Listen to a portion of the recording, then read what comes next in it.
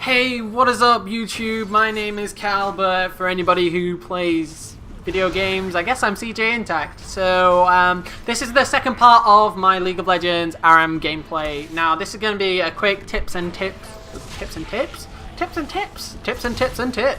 Yeah, this is going to be my tips and tricks video, now that I've said it correctly, for League of Legends ARAM. So these are the things that I've picked up. Some of them are really obvious, some of them maybe not so much. So if you're hardcore into this game and this game type, I would recommend you stick around.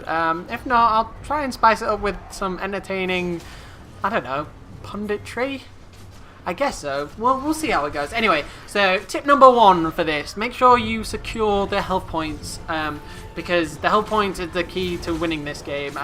Basically, if you push them up to their turret and control both your health point and their health point in the starting phase of the game, then you will likely win this game, because it basically means that you can get twice as much health as what they can. Well, if you want to be technical, you'd be getting 3 times health to their, well, 3 ratio of health to 1 of their ratios of health of what you can get. So this really gives you a massive advantage over them. So yeah, try and do that. If you've got characters like Caitlyn or Nidalee or, you know, Teemo, who can like put things on the health points to stop people from getting near them. I mean, Teemo's really effective with this. If Teemo mushrooms like the health point, people will just stop going to it, which, yeah, and then by the end of the game you don't even have to mushroom the health point, because nobody will want it because they know they're just going to get mushroomed.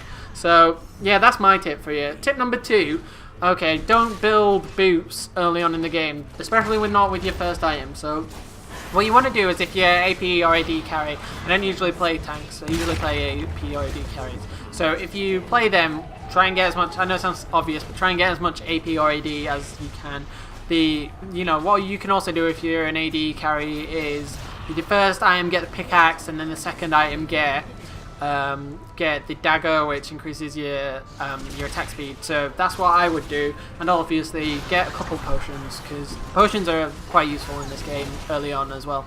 So also, right, another tip is, if you're a ranged character, make sure you maximize your range abilities when you're leveling up. So if you got a really good range skill shot, level that up like quite high so that you can poke at the enemy, and you'll gradually build their, like, you'll gradually decrease their health, especially in the first part of the game. This is really important.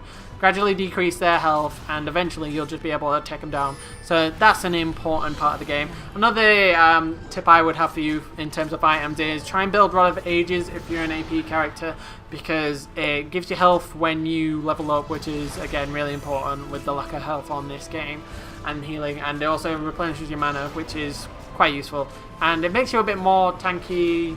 Well, not tanky, but it makes you a bit more you know, durable when it comes to team fights, and especially in the early stages of the game, that can be really helpful for just picking up like a quick few kills and just staying alive and stuff like that.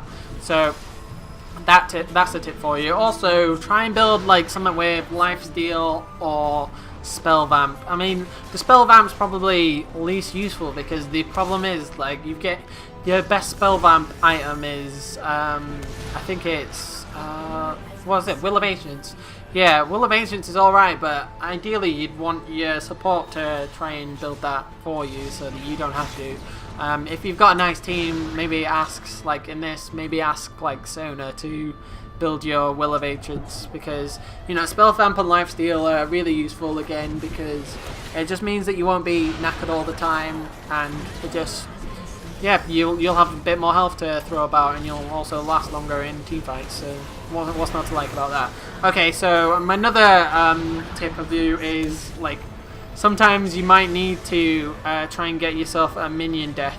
So this is really important. If you wipe out their team and you can't really take down one of the turrets whilst they're respawning, try and get yourself killed by the turret so that you can buy new items, okay? Because if you get a minion death, then basically they don't get the death, they don't get the points off the death, the money off the death as well, and I don't think it really counts too much. So because of that, it's just really it's a good strategy, especially if you're on low life and, you know, you're not at risk of losing anything by killing yourself, I guess.